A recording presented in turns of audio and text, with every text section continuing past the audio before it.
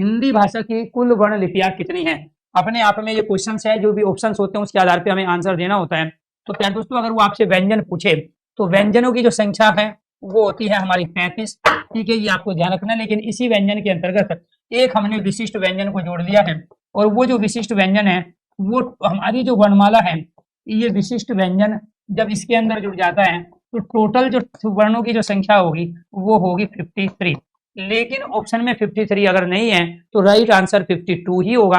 52 और 53 आ गया तो फिर उस कंडीशन में राइट आंसर आपका 50 प्यारे दोस्तों 3 होगा, क्योंकि विशिष्ट व्यंजन हमारा ये है। अपने आप में प्यारे दोस्तों हम इसका प्रयोग करते आए हैं, ठीक है, वह दूसरी भाषाओं में, लेकिन हिंदी के अंदर पहली बार इसका हमने प्रयोग किया। क्वेश्चन नंबर 1 दिए गए ऑप्शन के आधार पर राइट आंसर सी। लिपि चिन्हों के क्रमबद्ध समूह को क्या कहा जाता है, अक्षर वर्ण या फिर वर्ण समूह या वर्णमाला। आपको ये ध्यान रखना है प्यारे दोस्तों, जिसको हम लिपि चिन्ह कह रहे हैं उसके दूसरे भी नाम हैं। लिपि चिन्ह के अलावा हम इन लिपि चिन्ह के अलावा हम इनको वर्ण भी कहते हैं। इसी को प्यारे दोस्तों हम अक्षर भी कहते हैं। क्या कहते हैं, इसी को हम अक्षर। तो वर्ण, अक्षर और इन्हीं को हम क्या कहते हैं, ध्वनि। तो ध्वनि वही है जो भाषा की सबसे छोटी इकाइयों में आती है। लेकिन लिपि चिन्हों के क्रमबद्ध समूह, सीक्वेंस, यानी कि पहले आएगा ए, इसके बाद में प्यारे दोस्तों आ, इसके बाद में यहाँ पर छोटा ई और इसके बाद में बड़ा ई, ऐसे ही इसके क्रमबद्ध समूह को हम क्या कह रहे हैं, वर्णमाला। और वर्णमाला में टोटल वर्णों की संख्या आज के टाइम में 53। राइट आंसर आपका डी। कौन स्वर नहीं है, ये तीनों के तीनों प्यारे दोस्तों, ये दोनों तो आपके मूल स्वर में भी आते हैं। ये आपका संयुक्त स्वर कहलाता है, संधि स्वर भी हम इसको बोलते हैं। लेकिन बे क्या है, बे एक व्यंजन है जो आता है आपके स्पर्श व्यंजन में। राइट आंसर डी हो गया। इनमें से री क्या है, तो री आता है हमारे जो 11 स्वर होते हैं, इसके अंतर्गत 11 स्वर के अंतर्गत हमारा री आता है। लेकिन जब हम इसमें प्यारे दोस्तों 12वें स्वर का प्रयोग करते हैं तो वो बड़े वाला जो हमारा होता है, बड़े वाला री, इसका हम 12वें स्वर के रूप में प्रयोग करते हैं। और 13वां जो स्वर होता है संस्कृत के अंतर्गत वो होता है प्यारे दोस्तों यहाँ हमारा ये। तो इसमें यहाँ पर दो हमने प्रयोग किए, एक यहाँ से लेके यहाँ तक और दूसरा प्रयोग किया यहाँ तक। जब हम इसका शब्द में प्रयोग करते हैं तो शब्द में हम प्रयोग करते हैं इसका इस रूप में। तो अपने आप में इस वाले री का प्रयोग होता है प्यारे दोस्तों ऋचा के अंदर और प्यारे दोस्तों पितृण के अंदर। लेकिन इस वाले री का प्रयोग आप करते हो ऋषि के अंदर। तो ये छोटा री है और ये इसका बड़ा री है। जैसे छोटा ये होता है, इसका बड़ा रूप आपका आ होता है। ऐसे ही छोटा ई ये है, इसका बड़ा रूप आपका बड़ा ई है। ये आपका छोटा री है और इसका बड़ा रूप आपका ये होता है। राइट आंसर हो गया आपका यहाँ पर री क्या है प्यारे दोस्तों, स्वर। राइट आंसर हो गया आपका डी। सभी साथियों को नमस्कार, धन्यवाद। गुरुजी चैप्टर वाइज एमसीक्यू सीरीज लेकर आओ, बिल्कुल आपकी बात जरूर मानेंगे। ठीक है, आज के बाद चूंकि कंप्लीट हो रही है सीरीज, तो इसके बाद मैं आप लोगों से फीडबैक लूंगा और आपसे 5 से 7 मिनट में बात भी करूंगा ये 100 क्वेश्चन कराने के बाद। जैसा आप चाहोगे उसी हिसाब से यार दोस्तों कल से मैं आपका शेड्यूल लगाऊंगा और उसके अंदर भी 100 ही क्वेश्चन होंगे।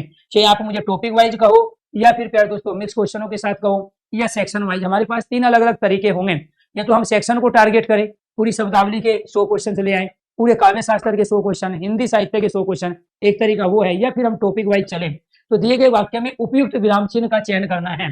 तो सुनील जरा इधर आना, कौन से विराम चिन्ह का हम इसमें प्रयोग कर सकते हैं। तो राइट आंसर क्या है, यहाँ पे विषम्य बोधक चिन्ह कोई शब्द ही नहीं आया, मनोविकार मनोभाव नहीं है, यहाँ पे कोई शीर्षक टाइटल भी नहीं है कि हम अपूर्ण विराम या उपविराम का प्रयोग करें। ये विसर्ग नहीं है बल्कि अपूर्ण विराम उपविराम है, क्योंकि ये तो विराम चिन्ह की बात कर रहा है। तो जब विराम चिन्ह कह रहा है तो इसको विसर्ग नहीं कहोगे आप, अपूर्ण विराम कहोगे। लेकिन यहाँ किसका प्रयोग करोगे आप, अल्प विराम का प्रयोग होगा। डी का अर्ध विराम का नहीं होगा। सुनील के बाद यहाँ पे सुनील जरा इधर आना, तो सुनील के बाद आप अल्प विराम का प्रयोग करोगे। राइट आंसर हो गया आपका सी। सवेरा हुआ चिड़िया चहकने लगी, तो विराम चिन्ह का प्रयोग करना है। सवेरा हुआ ये अपने आप में वाक्यांश है, चिड़िया चहकने लगी ये एक सरल वाक्य है, इसमें भी हम किसका प्रयोग करेंगे, अर्ध विराम का प्रयोग। क्वेश्चन नंबर 6 राइट आंसर हो गया आपका यहाँ पर डी ऑप्शन। दिए गए वाक्य में उपयुक्त विराम चिन्ह का चयन करना है। रुको रुको वह क्या कर रही है, तो इसमें से ये अवतरण चिन्ह उद्धरण चिन्ह कहते हैं। इसका प्रयोग तब करेंगे जब हम किसी के कथन को अपने लिए प्रयोग करें, तो ये भी नहीं आएगा। ये आपका प्यार दोस्तों तीसरा चिन्ह होता है, ये दूसरा चिन्ह है, दोनों में से कोई नहीं आएगा। यहाँ हम किसका प्रयोग करेंगे, अल्प विराम का प्रयोग करेंगे। रुको रुको वह क्या कर रही है, राइट आंसर हो गया आपका यहाँ पर डी ऑप्शन। अनीता मधु पूनम और नीरू अपने कार्य में मग्न है, विराम चिन्ह का प्रयोग करना है। तो यहाँ अनीता अपने आप में स्त्रीलिंग और एक वचन है, मधु स्त्रीलिंग एक वचन है, इसीलिए प्यार दोस्तों इसमें क्या आएगा, समान आधार वाले शब्दों के साथ में हम किसका प्रयोग करते हैं, अल्प विराम का प्रयोग करते हैं। इसीलिए राइट आंसर हो गया 8 का आपका यहाँ पर बी। इसके बाद प्रसाद है, तो ये प्रसाद क्या है, प्रसाद प्रसाद या यहाँ पे निरर्थक शब्द है, इनका कोई मीनिंग नहीं है। इसमें से प्यार दोस्तों यहाँ पे शुद्ध वर्तनी क्वेश्चन नंबर 9 की ये है, एक प्रसाद होता है एक प्रासाद होता है। एक का अर्थ प्यारे दोस्तों पूजा के बाद में जो प्रसाद हम वितरित करते हैं, एक का अर्थ होता है महल। तो यहाँ दोनों ही श्रुति सम भिन्नार्थक में भी इनको पूछा जाता है। तो राइट आंसर हो गया क्वेश्चन नंबर 9 का आपका यहाँ बी।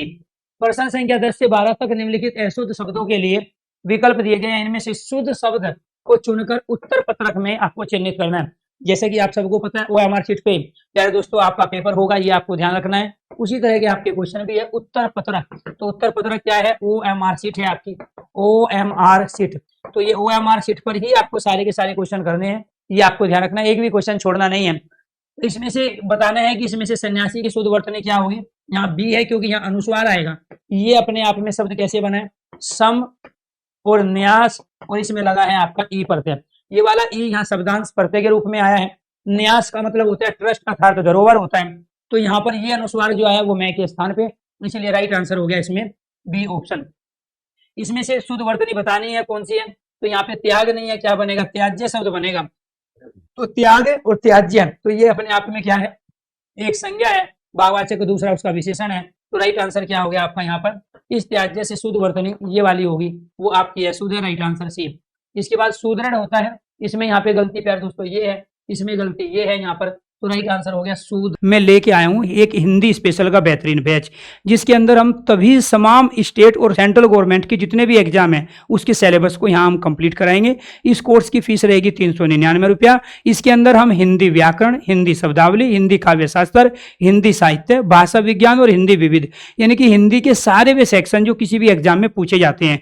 आपका कोई भी एग्जाम हो, 10th पास हो, 12th पास हो, ग्रेजुएशन पास हो, या आप यूजीसी नेट की तैयारी कर रहे हो, आप क्लर्क की तैयारी कर रहे हो, पुलिस भर्ती की, या फिर शिक्षक भर्ती की, प्यारे दोस्तों मैं सारा सिलेबस कराऊंगा इस हिंदी स्पेशल के बैच में कंप्लीट। धन्यवाद।